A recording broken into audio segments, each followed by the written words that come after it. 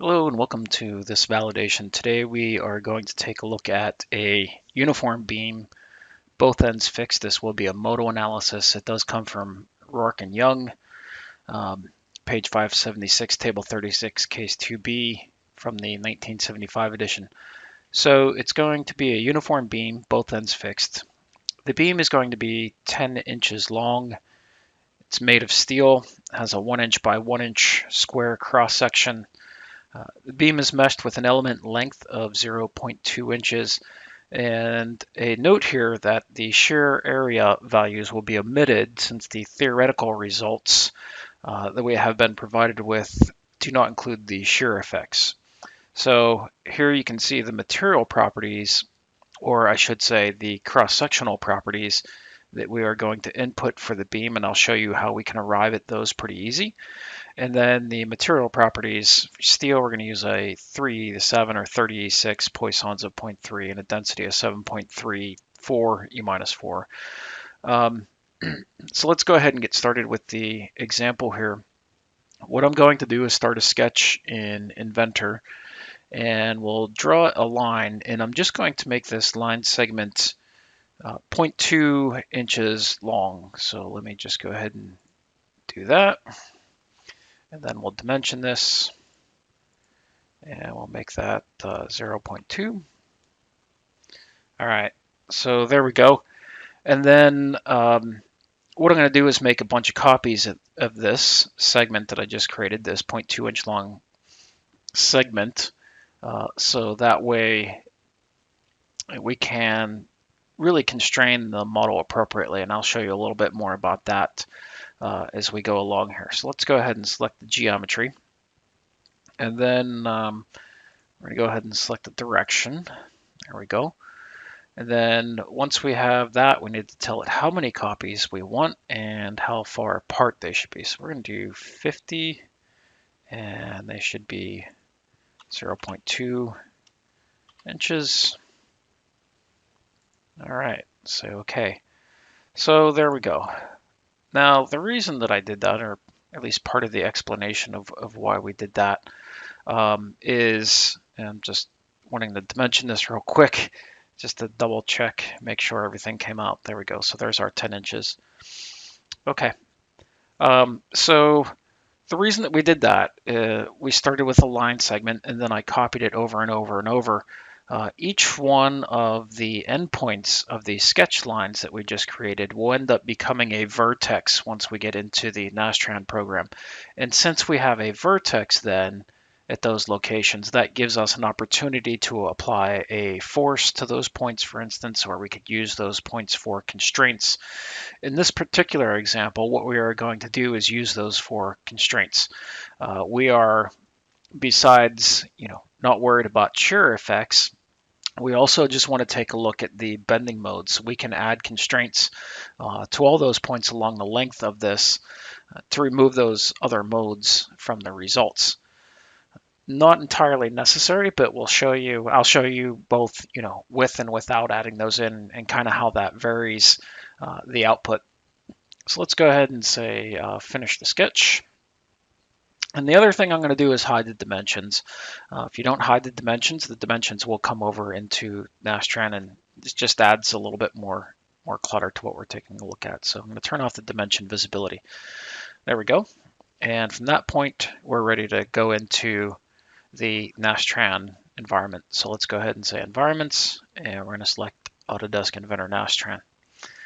Again, we're going to do a modal analysis or normal modes analysis. So I'm double clicking on the analysis type, and from the pull down menu, right underneath linear static, you can see there's our normal modes or natural frequency analysis. So let's go ahead and say OK to that. All right, so now we are in normal modes. What that does to the model tree here is not a whole lot of different things. It does add in the modal setup here, and this is where you can define how many modes you want to have the program solve for. By default, it's set to 10 modes. That'll be just fine for what we are looking to do. You can see our table, we have the first 5 modes here. That's what we're going to compare with the Rourke and Young. So we'll go ahead and say OK to that. Just leave it at 10. And let's begin to define. We have what? We have to define the beam cross section. We have to define a material, add our constraints, and then mesh it, and we should be ready to run. So as we come in here without any solid model, the Nastran program doesn't automatically set up an idealization for you. If you've been working with the software, or if you just got into it, you noticed if you draw a cube or a cylinder, something that is a 3D volume in Inventor, and you bring it over to Nastran, Nastran sets up an idealization.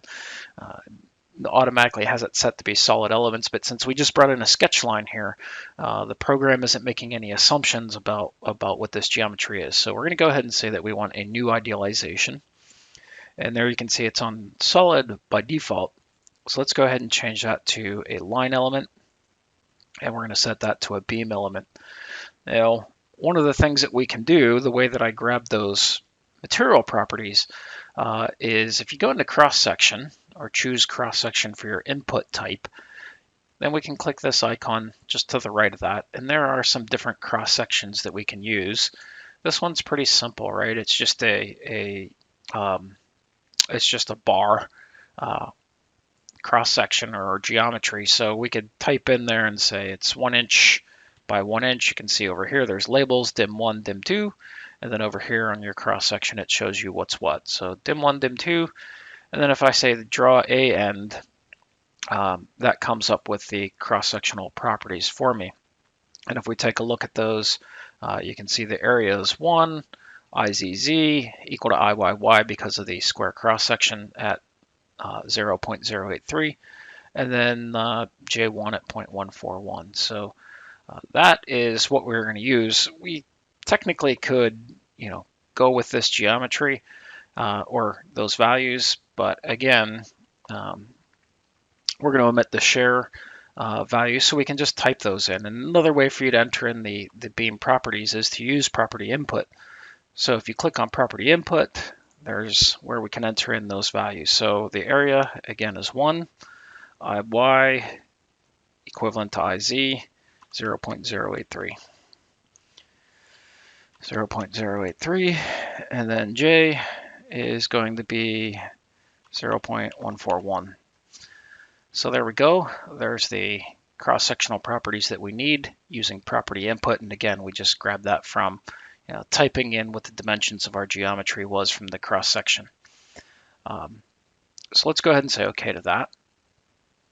Now we do need to have the material, or do need to define the material. So let's go ahead and edit the material here, and we can type in our material properties. So the modulus, that value is going to be 3E7, Poisson 0.3, and the density 7.3395 E minus 4. I'm going to pause right here just for a second, and I see I typed something in there that I don't want. There we go, 7.3995. There we go.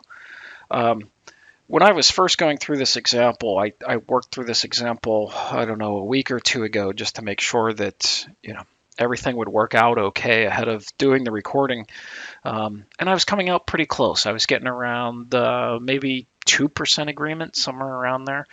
And I was looking over the model, trying different things. Just couldn't get it any better. And not that that's bad, right? 1%, 2%'s quite good agreement. Ultimately, I found what it was I never came in here to change the material properties. And the material properties that were in there were relatively close, but the density was off. So that's one thing to be aware of, or one thing to consider when you're doing a modal analysis, right? There's not a whole lot that goes into a modal analysis when you think about the solution for frequency. It's what goes into it is the stiffness and the mass.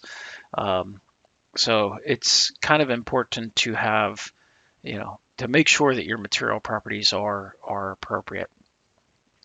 I guess is what I'm trying to say. So let's go ahead and say OK there.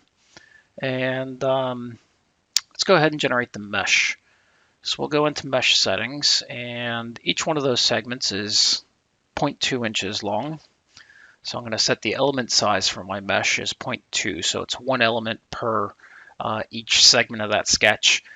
Each one of those 0.2, 50 of them, giving me my total 10-inch long beam. We don't need it to be parabolic. Let's go ahead and say generate mesh. There we go.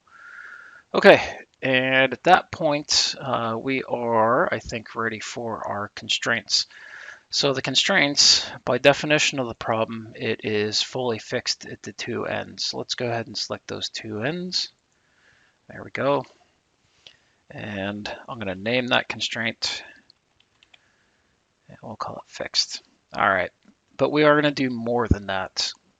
For our results, what we want to have are just a bending mode. So our first mode would just look something like a, kind of a bow or a U shape, either up or downward. It could even be along some other axis. So we're going to try and control that by adding in additional constraints. And in the constraints, if you think about each one of these nodes, each vertex, the end of the beam segments as being something like a link almost, or a joint where this bend, the beam is able to bend. If we add constraints but allow each one of these vertices to move in the y direction, and if you look at the mini axis x to the right, y up, z in and out of the screen, and we allow rotation about z, so just allowing ty and rotation about z, that will give us all of our modes here in the xy plane. So that's why we're adding these additional constraints. So let's go ahead back in the constraints. And what we're going to do for this is just kind of box everything in. All right. And we're going to allow ty, and we're going to allow our z. There we go. And I'm going to call those planar constraints. Okay.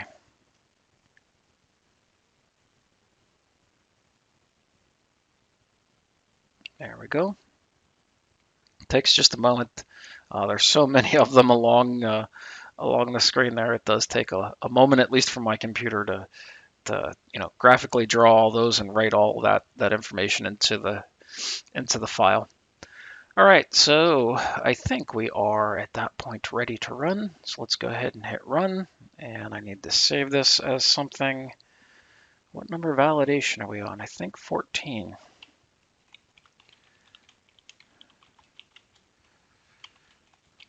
Validation 14. I'll save that. And it should start running.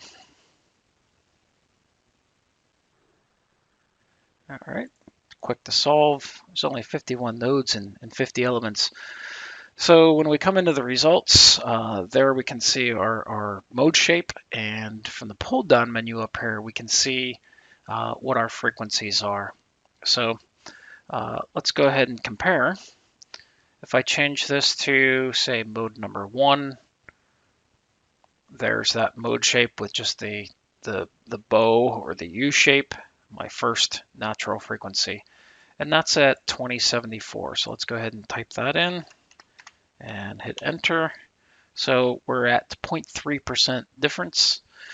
Nice, good agreement. And then I'll just go ahead and keep the Excel off to the side here rather than keep dragging in front. And I'll type the values into the spreadsheet, and then we'll pick it up. So 5717, there's my third mode shape. 11, I'm going to call that 208. Fourth mode shape is 18,527 hertz. And then for the last mode shape that we were looking for, our fifth mode shape, that is 27,676. 27,676. And I'll hit enter. And if I bring this back over, you can see all of the values are so close to the book values that we don't have anything that's greater than 0.3, just about 0.3% different than what the book values say that we should get. So nice, good agreement with that problem. I like this one a good bit.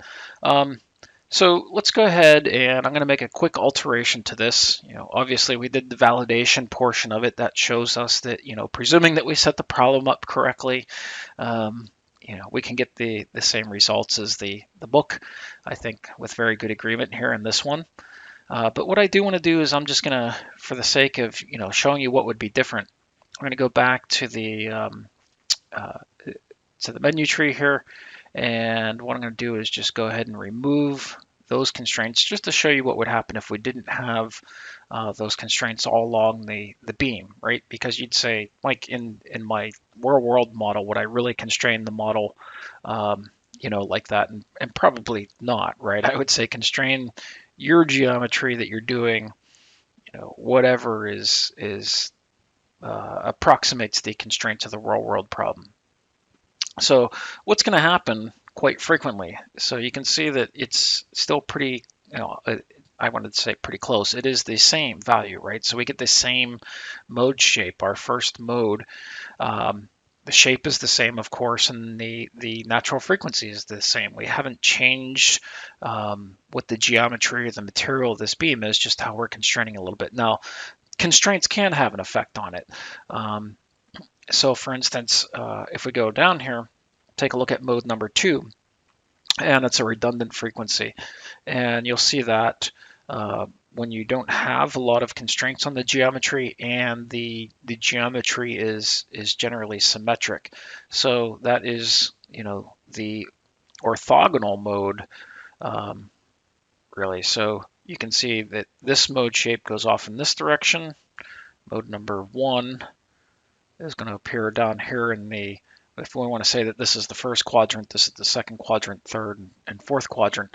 So in the second quadrant and third quadrants, so that's, just its mode of vibration, right? So the beam could be vibrating back and forth like this in its natural frequency, or it could be vibrating, along this plane. Technically, any of them really. But without adding those constraints, then it solves for what those are. So there is our third mode in this case, 5717, right? So again, it's the same as what we saw with those extra constraints on it. And again, we only added those other constraints on just to keep it all in the XY plane. So once I remove those constraints, we're getting the same frequencies, just not necessarily constrained to that plane. You will see some different things. So if we take a look at this frequency, 10,107, that was one that we hadn't captured before. That looks like maybe an axial or a torsional maybe, but that wasn't what we were looking for with this particular example. So by adding those constraints, we're able to kind of control the output to get exactly what we were looking for our model. So hopefully that helps show a little bit about the modal analysis. Again, very nice agreement between the book values and the program here. So hopefully that helps. Thanks for watching. Have a great day.